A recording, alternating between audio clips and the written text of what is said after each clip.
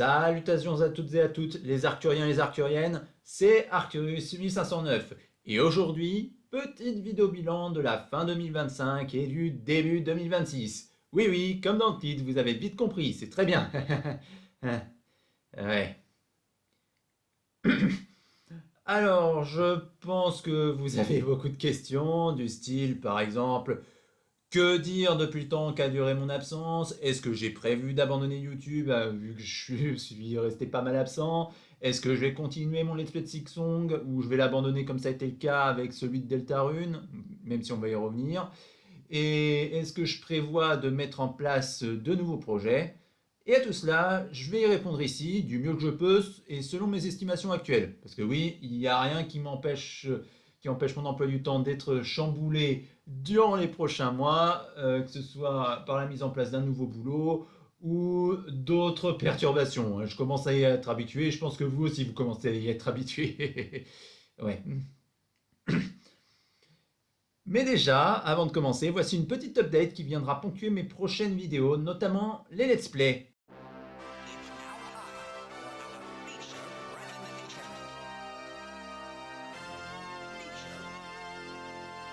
Tada!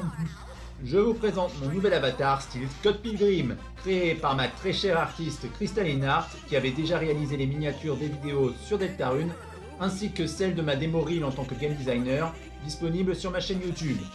Franchement, c'est un immense merci à elle, parce que grâce à ça, je vais pouvoir explorer toute une palette d'émotions au travers de mes vidéos. On aura de la joie, du rire, de la colère. Tout va y passer. Et ce sera sans doute un bon petit plus pour mes vidéos, d'autant que ça faisait un petit moment que je souhaitais mettre ça en place, surtout depuis le dernier épisode de Silksong qui n'a pas fini d'être monté à cause des problèmes du PC. Ouais. Un grand merci encore une fois à Crystalline Art pour son excellent travail, et maintenant qu'on en est à parler des problèmes du PC, il est temps d'attaquer les divers sujets de la vidéo. On va commencer par le point qui est sans aucun doute le plus important. Pourquoi cette absence? Qu'est-ce qui a justifié que je ne donne plus signe d'activité depuis octobre 2025, novembre 2025? Bon, pour ceux qui n'ont pas vu le message sur l'onglet communauté, je vais faire un petit récap de pourquoi je n'ai pas donné de nouvelles depuis ce moment-là, depuis cette fin d'année 2025.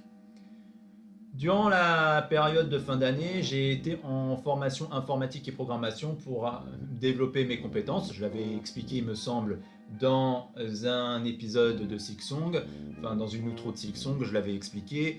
J'ai été parti en formation de 3 mois pour apprendre des langages comme le HTML, le CSS, le PHP, etc., etc.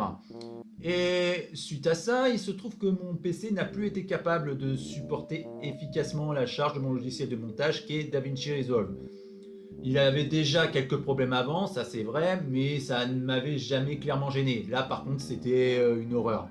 En fait dès que je l'utilisais, le logiciel il se mettait à laguer, c'était quasi impossible de monter une vidéo, tellement il y avait de freeze sur le montage. Et en plus j'avais l'audio de ma voix qui s'était littéralement transformé en voix de Decepticon de Transformers. Je vous le dis, c'était une véritable horreur, autant à l'écoute que pour essayer de monter la vidéo. Au début, je pensais que c'était juste la version qui n'était plus à jour et qui commençait à faire des siennes, vu que j'étais encore sur DaVinci Resolve 19 et pas sur DaVinci Resolve 20, qui était la version la plus récente. Cependant, et même après être passé sur cette dernière version, ben le problème il était encore là. J'ai alors décidé de passer sur un autre logiciel conseillé par un artiste Crystalline Art, c'est-à-dire Wondershare. C'était apparemment pas si lourd et donc plus fonctionnel dans mon cas, dans le cadre où mon PC pouvait pas supporter DaVinci.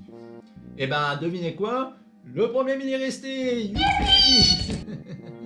Bref, j'ai finalement réalisé, ou plutôt j'en ai déduit, que ça devait forcément être un problème de RAM, parce que mon PC étant un 16 Go de RAM, c'est ce qui est le minimum pour des montages vidéo d'après mes recherches, à part si je voulais utiliser Adobe Premiere Pro, mais vous pouvez toujours vous accrocher pour que je vous paye un abonnement en Adobe, vous qui utilisez les dessins des artistes pour améliorer vos IA, cordialement. Et donc, après un mois et demi de déprime, parce que j'avais l'impression de galérer comme pas possible avec mon Dell, J'ai donc envisagé de changer d'ordinateur. Cependant, des proches m'ont convaincu que ce serait plus rentable de changer la RAM plutôt que de changer mon ordinateur, étant donné qu'un ordinateur c'est assez cher. La RAM ça l'est aussi, mais ça restait plus gérable. Et de nouveau, ça m'a pris plusieurs mois pour trouver une bonne RAM à 32 Go sur Vinted. Oui, oui, sur Vinted, parce que sur Vinted, les RAM se vendent. Enfin, j'ai trouvé des RAM qui se vendaient à 150 € au lieu des 300 sur Amazon et d'autres sites spécialisés. Et c'était 150 € en très bon état. Donc, carrément une affaire. Et donc, après l'avoir reçu, j'ai finalement update mon ordi en changeant la RAM pour un 16 Go en 32 Go. Je l'ai fait ça le 22 février 2025 et on est le 23 au moment où je fais cet enregistrement. Ainsi, si vous voyez prochainement cette vidéo sortir sur ma chaîne, c'est que DaVinci s'est enfin montré compréhensible avec ce changement et qu'il est de nouveau fonctionnel. Voilà pour ce premier point. Maintenant, parlons du sujet principal de ma chaîne au moment où je suis parti, c'est-à-dire mon let's play sur Silksong.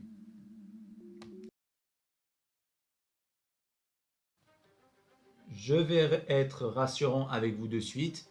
Oui, je vais continuer le let's play. J'ai dit que je le ferais et j'ai grandement envie de reprendre mon exploration du royaume de Farloom avec vous, ainsi que de résoudre tous les mystères qui avaient été laissés en suspens. Et c'est pas pour rien que j'ai évité au maximum de me faire spoil jusqu'ici, donc je vais éviter de tout gâcher. De plus, je pense avoir trouvé le souci des lags lors du tournage des épisodes, notamment parce que j'ai changé les paramètres d'OBS Studio à l'aide de ChatGPT. Oui, j'utilisais ChatGPT parce que je savais pas vraiment vers ce que je devais toucher, ainsi qu'en réglant les FPS de Silksong à 30 FPS. J'avais vu cette option dans les graphismes, mais je craignais que ça impacte l'expérience de jeu ou que ça fasse laguer ou autre mon expérience de jeu, mais au final, après avoir testé sur deux parties distinctes, je me suis rendu compte que de 1, je voyais pas la différence lors de ma partie et que les enregistrements n'avaient carrément pas de lag. J'ai aussi au passage touché un peu aux paramètres de mon Windows pour favoriser l'enregistrement et le tout avec la nouvelle RAM, ça semble être bien fonctionnel. Désormais, avant de reprendre la suite de mes aventures, il ne me restera qu'à finir de monter le dernier épisode de Silksong sorti à ce jour, sachant qu'il ne me reste que l'outro à finaliser et enfin le reste de l'aventure pourra reprendre. Petit détour sur Silksong étant fait, passons maintenant au dernier point important de la vidéo, c'est-à-dire la suite de ma chaîne. Bon, faut voir le côté positif qu'il y a eu avec cette pause, c'est que ça m'a laissé du temps pour réfléchir à la suite des événements. Ce que j'entends par là, c'est qu'après avoir plusieurs fois observé ma chaîne YouTube, je me suis rendu compte que la vidéo qui avait été la plus rentable niveau commentaire, c'était ma première vidéo, à savoir celle du devlog. Et même si j'ai plusieurs fois dit que les devlogs allaient revenir sur la chaîne, les faits sont là. Il n'y a toujours qu'une seule vidéo devlog en ligne. Les raisons à cela sont multiples. D'une part parce que je m'étais lancé à l'époque dans un format de vidéo que je ne connaissais pas du tout. Et ça m'a porté préjudice, notamment au niveau de la durée de ce premier devlog. Sérieux, j'ai vraiment fait 50 minutes de devlog. Mais d'autre part aussi, parce que j'ai eu l'idée de terminer la mise en place d'un niveau tutoriel pour ensuite aboutir point par point sur sa création, le tout en prenant des vidéos d'enregistrement. Alors en soi, c'était pas une si mauvaise idée, sauf qu'au final, je me suis retrouvé avec des enregistrements de moi qui galèrent sur certains sujets pendant plusieurs heures, avant de finalement trouver un semblant de solution. Et dans tout ça, je devais isoler les points importants de mon projet, afin que ça soit pas trop casse-pied pour vous. Et le tout dans le tout, c'était extrêmement compliqué parce que plus le temps passait, plus forcément qu'il y avait beaucoup de raisonnements qui étaient oubliés dans ma tête et tout. Donc voilà, c'était pas vraiment la meilleure des idées à ce niveau-là, je dois l'admettre. Et si on ajoute également que j'avais des soucis avec mon PC pour faire du montage vidéo, comme expliqué précédemment, même si j'aurais pu installer OBS sur mon autre PC Tour avec lequel je fais directement mes devlogs Unreal, c'est vrai que j'aurais pu y penser, mais j'y avais pas pensé à ce moment-là. Maintenant, avec tout ça, vous avez l'idée de la pagaille dans laquelle je me suis retrouvé au final. Alors, je rassure tout de suite, cela ne signifie pas que le projet présenté a été abandonné. Bien au contraire, c'est sans doute un, si ce n'est le projet Unreal le plus abouti jusqu'ici me concernant et je compte bien le continuer. Mais concrètement, qu'est-ce que ça veut dire pour les devlogs? Et j'y viens, ne vous inquiétez pas. Mais avant, je dois faire un détour pour expliquer un léger changement au niveau de mon projet à l'heure actuelle, ce qui a mené également à mes décisions au niveau des devlogs.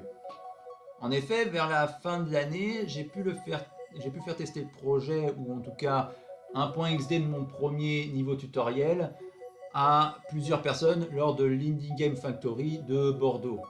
J'étais venu avec mon ordi pour présenter mon prototype de jeu et au final, étant donné qu'il n'y avait pas beaucoup de studios qui étaient présents, j'ai pu faire des playtests qui ont été vraiment efficaces niveau retour me concernant.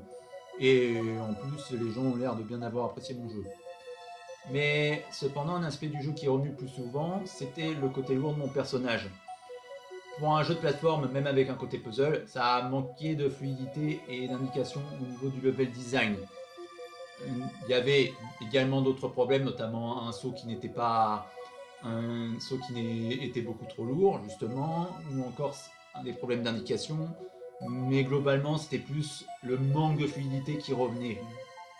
Et un intervenant d'une école de jeux vidéo qui a testé mon projet de jeu m'a conseillé de m'inspirer de gameplay comme Dishonored ou Ninja Gaiden, ainsi que pour ces jeux-là de m'inspirer aussi du level design. Et même si ma personne un an auparavant aurait potentiellement refusé cela catégoriquement, je me suis dit au jour d'aujourd'hui que ce n'était pas une si mauvaise idée. Et ainsi, sans tout jeter à la poubelle, j'ai décidé de garder ce que j'avais créé jusqu'ici pour désormais partir sur une nouvelle direction avec un nouveau niveau tutoriel et de nouvelles mécaniques / animations à mettre en place, comme un sprint par exemple, ce qui va améliorer la fluidité et autres. Et cela, je vais le faire au travers de vidéos tournées en direct sur mon PC Tour avec OBS. Ces vidéos ne seront que très peu montées, contrairement aux let's play comme Netarune ou Silksong, mais cela vous permettra de suivre mon avancée en direct, et je ferai également un petit retour sur ce qui a déjà été créé jusqu'ici, afin que vous ne soyez pas perdus et qu'il n'y ait pas un énorme laps de temps sur ce que vous savez ce qui a été créé et de ce que moi j'ai créé. Je reviendrai petit à petit sur ce sujet. Et également, je le disais dans le titre, en plus des retours des devlogs, j'aimerais également mettre en place un nouveau concept pour la chaîne. Dans un épisode de Silksong intitulé Le Sentier des Souffrances, j'avais mentionné que j'aimerais bien faire des vidéos narratives de jeux comme le youtubeur Munji par exemple. Et récemment, j'ai joué à un jeu qui m'a donné envie de tourner une vidéo dans ce format-là. Alors, je vais pas tout pomper sur Manji et je ne garantis pas que mes vidéos seront aussi qualitatives que lui. Lui aussi, il a bien commencé quelque part et moi, je ne vais pas non plus copier entièrement sur lui. Parce que dans ce concept, je vais également mêler le format narratif des jeux vidéo avec une analyse du game et du level design de certains moments qui m'ont marqué. Ça sera ma petite touche personnelle à ce genre de vidéo et j'espère en tout cas que le projet vous plaira.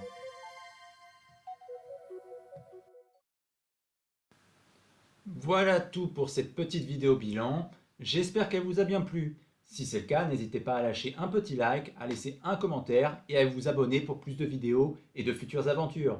On se retrouve très prochainement pour de nouvelles vidéos, à commencer par la vidéo de Silksong et les autres concepts qui y suivront. C'était Arcturus 809 en fin de retour. À la prochaine et que les étoiles vous guident vers la meilleure des destinées.